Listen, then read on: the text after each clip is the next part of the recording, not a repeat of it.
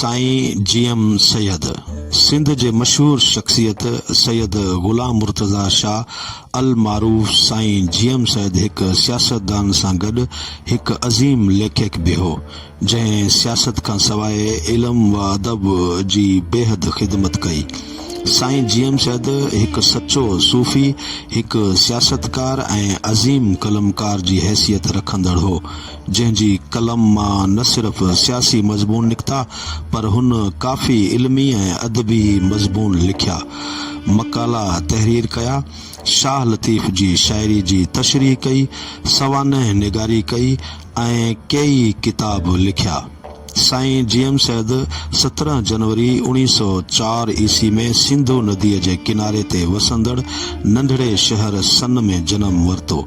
संदसि वालिद साहब जो नालो सैयद मोहम्मद अली शाह हो, जंहिंखे उन वक़्तु शहीद कयो वियो जॾहिं साईं जीएम सैयद सिर्फ़ 2 सालनि जो हो। अहिड़ी तरह साईं जीएम सैयद यतीमी जी ज़िंदगी घारण शुरू कई। प्राइमरी तालीम सन जे स्कूल मां हासिल कयई ऐं उते ई अरबी ऐं फारसी जी तालीम मकानी तौर हासिल कयई, जॾहिं त अंग्रेज़ी ज़बान में तालीम हालाणी वारे मौलवी डॉक्टर अहमद अली वटि रही हासिल कयई। साईं जीएम सैयद 14 सालनि जी उमिरि में ई सियासी सफ़र जो आगाज़ कयो ऐं खिलाफ़त तहरीक में शामिल थी उन में सरगर्म हिस्सो वरिताऊं ऐं 1919 ईस्वी खां सिंध में थींदड़ हर खिलाफ़त कॉन्फ्रेंस में शिरकत कंदा रहिया। अॻिते हली लोकल बोर्ड जा मेंबर थिया ऐं 1929 में कराची ज़िले जी लोकल बोर्ड जा सदर थिया। लोकल बोर्ड कराची जी प्रेसिडेंट जी हैसियत सां केतिरा ई अहम कम करायाऊं, जंहिंमें स्कूल खोलण, व्यम घर ठाराइण, कराची खां कोटड़ी ताईं पक्को रस्तो ठारायो ऐं रेडियो स्टेशन जी इमारत जोड़ाई। साईं जीएम सैयद डिघी सियासी जदोजहद जो अलमबरदार रहियो आहे, जंहिंमें संदसि किरदार हिकु खरे ऐं बेबाक सियासतदान जो रहियो आहे, पर फ़िक्री तौर साईं जीएम सैयद सियासी हवाले खां बि वधीक मथां आहे। हिन घटि में घटि 50 खनि सियासी, अदबी ऐं फ़िक्री किताब लिखिया आहिनि, जिन में पैगाम लतीफ़ ख़ासि अहमियत वारो आहे। साईं जीएम सैयद हज़रत शाह अब्दुल लतीफ़ भिटाई जी शाइरी जी असुल पैगाम खे वाज़े कयो ऐं भिटाई साहब जे वतन दोस्तीअ जे नज़रिए खे आश्कार कयो। शाह साहब जी मेठ मोहब्बत एके इतिहाद जे पैगाम खे पहिरियों दफ़ो आम कयो। दयारे दिल दास्तान मोहब्बत अहिड़ो किताब आहे जंहिंमें जनाब जीएम सैयद फ़िक्री जिदत जो भरपूर मुज़ाहरो कयो आहे, जंहिंमें वतन दोस्ती जो उथा सागर मोजज़न आहे, नई सिंध लाइ जदोजहद। संदसि इहो तारीख़ी किताब आहे जंहिंमें साईं जीएम सैयद सिंधी क़ौम जी सलाहियतनि खे ज़ाहिर कंदे खेसि अहसासु ॾियारियो आहे त हिन में हाकिमियत जो जज़्बो ऐं कुवत आहे।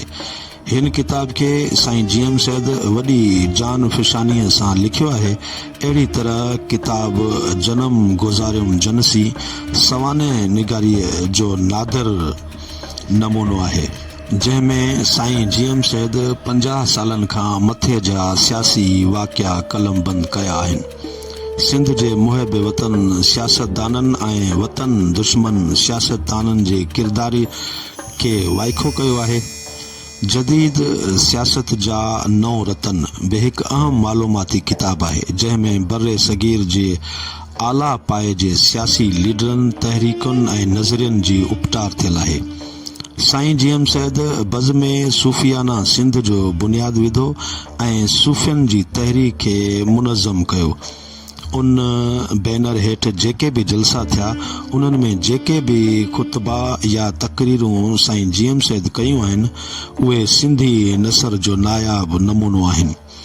सिंध जा सूरमा किताब में साईं जीएम सैयद सिंध जे क़ौमी हीरनि दोदो सुमरो खां शहीद अब्दुल रज़ाक ताईं जो तफ़सीली ज़िक्र कयो आहे। जीअं ॾिठो आहे मूं में साईं जीएम सैद मुल्ला ऐं सूफ़ी जे मज़हब मुतालिक़ फ़र्क़ खे वाज़े कयो, पर हिन किताब में कुझु मुतज़ाद ॻाल्हियूं आहिनि जंहिं वक़्ती तौर ते साईं जीएम सैद खे मुतनाज़े बि बणायो। साईं जीएम सैद पहिरियों सिंधी आलम आहे जंहिं ख़तनि खे अदबी हैसियत ॾिनी। उन सिलसिले में संदसि छपायल किताब वॾी अहमियत वारा आहिनि, जिन में उहे किताब आहिनि जिनमें अलामा आया काज़ी ऐं साईं जीएम सैद, सैयद मीरा मामन शाह ऐं साईं जीएम सैद ऐं एके बिरोही ऐं साईं जीएम सैद जा हिक ॿिए ॾे लिखियल ख़त शामिल आहिनि जेके सिंध जे हिक दौर जी तारीख़ आहिनि। अहिड़ी तरह अॼु पिणु चकियम चाक उहो अहम दस्तावेज़ी किताब आहे जंहिंमें साईं जीएम सैद जे कारकुननि, अदीबनि, शाइरनि ऐं सहाफ़ियुनि, आलिमनि जा लिखियल ख़त शामिल आहिनि। मौजूदा सियासी मसइला संदसि दूर अंदेज़ सोच जो मज़हर किताब आहिनि जंहिंमें जनाब जीएम सैद जी दानिशमंदाना सोच जी परोड़ पवे थी। संदसि आख़िरी किताब सिंध ॻाल्हाए थी इहो तारीख़ी दस्तावेज़ आहे जंहिंमें साईं जीएम सैद सिंध जे इल्म व मसाइब जी तारीख़ रक़म कई आहे। जनाब जीएम सैद जो सिंध सां इश्क हो ऐं इहो इश्क अज़ल खां अब ताईं जारी रहियो, जंहिंमें कंहिं बि वक़्तु ज़रे जेतिरो बि फ़र्क़ु न आयो। सिंध जे इश्क खां खेसि केर बि परे करे न सघियो। साईं जीएम सैद सिंधी अदब जो उहो सितारो हो जेको पूरी आब व ताब सां अदब जी उफ़क़ ते चमकंदो रहंदो। संदसि लिखियल किताब, मज़मून, मुकाला, इंटरव्यू, तक़रीरूं ऐं ख़त सिंध ऐं सिंधी अदब जो क़ीमती सरमायो ऐं असासो आहे। सिंध जे हिन अज़ीम शख़्सियत 25 अप्रैल 1995 ते हिन फ़ानी दुनिया खे अलविदा चई ऐं खेसि सन में संदसि बुज़ुर्ग ऐं जद अमजद सैद हैदर सुनाई जे भरिसां दफ़ल कयो वियो। आतम कहाणी जी मद में पंहिंजी कहाणी पंहिंजी ज़िबानी साईं जीएम सैद जी पंहिंजी ज़िंदगी जी शुरूआती 21 सालनि जो अहवालु आहे जंहिंमें हिन साहिब जामे तौर ते पंहिंजे ख़ानदान, पेश आयल वाक़िअनि ऐं मोज़िज़ माण्हुनि जो हाल अहवालु ॾिनो आहे।